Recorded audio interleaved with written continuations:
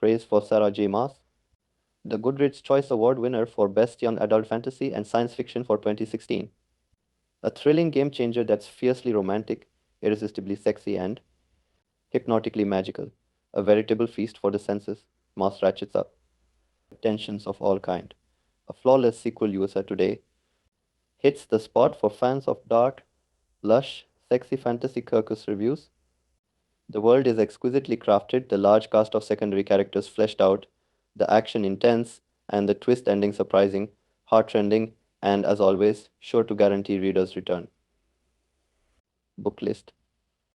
As darkly sexy and thrilling as you have hoped and expected from your Een of Ya fantasy bustle queen. A Court of Thorns and Roses. A BuzzFeed Best Fantasy Book, a Bustle Best Young Adult Book, Huffington Post Best Young Adult.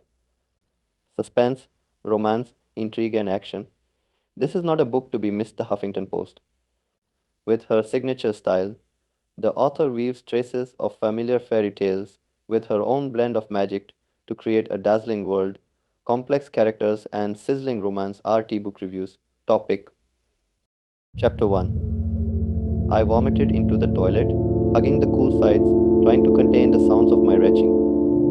Moonlight leaked into the massive marble bathing room, providing the only illumination as I was quietly, thoroughly sick. Tamlin hadn't stirred as I jolted awake, and when I hadn't been able to tell the darkness of my chamber from the endless night of Amarantha's dungeons, when the cold sweat coating me felt like the blood of those fairies, I'd hurtled for the bathing room. I'd been here for 15 minutes now, waiting for the retching to subside, for the lingering tremors to spread apart and fade like ripples in a pool. Panting, I braced myself over the bowl, counting each breath. Only a nightmare, one of many asleep and waking, that haunted me these days.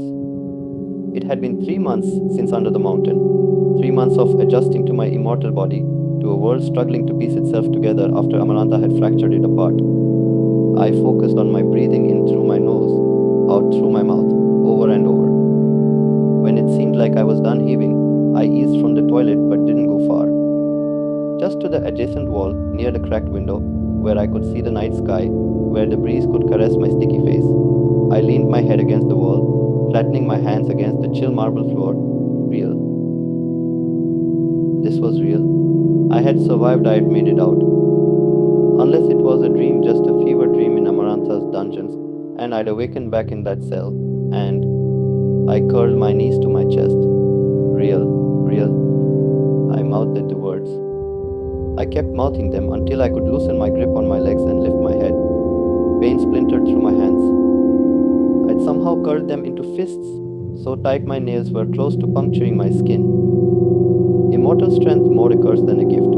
I'd dented and folded every piece of silverware I'd touched for 3 days upon returning here, had tripped over my longer.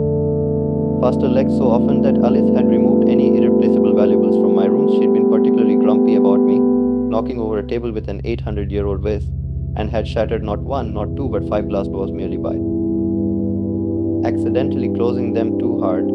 Sighing through my nose, I unfolded my fingers.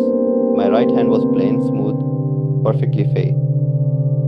I tilted my left hand over, the walls of dark ink coating my fingers, my wrist, my forearm all the way to the elbow, soaking up the darkness of the room. The eye etched into the center of my palm seemed to watch me, calm and cunning as a cat, its slitted pupil wider than it'd been earlier that day, as if it adjusted to the light as any ordinary eye would. I scowled at it, at whoever might be watching through that tattoo. I hadn't heard from Reese in the 3 months I'd been here, not a whisper. I hadn't dared ask Tamlin or Lucian or anyone lest it somehow summon the High Lord of the Night Court, somehow remind him of the fool's bargain I'd struck under the mountain 1 week with him, every month in exchange for his saving me from the brink of death. But even if Reese had miraculously forgotten, I never could. Nor could Tamlin, Lucian, or anyone else, not with the tattoo. Even if Reese, at the end, even if he hadn't been exactly an enemy. To Tamlin, yes. To every other court out there, yes. So few went over the borders of the Night Court and lived to tell. No one really knew what existed in the northernmost part of Prithian. Mountains and darkness and stars and death. But I hadn't felt like Raisan's enemy the last time I'd spoken to him. In the hours after Amarantha's defeat, I'd told no one about that meeting, what he'd said to me, what I'd confessed to him. Be glad of your human heart, fair. Pity those who don't feel anything at all. I squeezed my fingers into a fist, blocking out that eye, the tattoo. I uncoiled to my feet and flushed the toilet before padding to the sink to rinse out my mouth, then wash my face. I wished I felt nothing. I wished my human heart had been changed with the rest of me, made into immortal marble, instead of the shredded bit of blackness that it now was, leaking its ichor into me.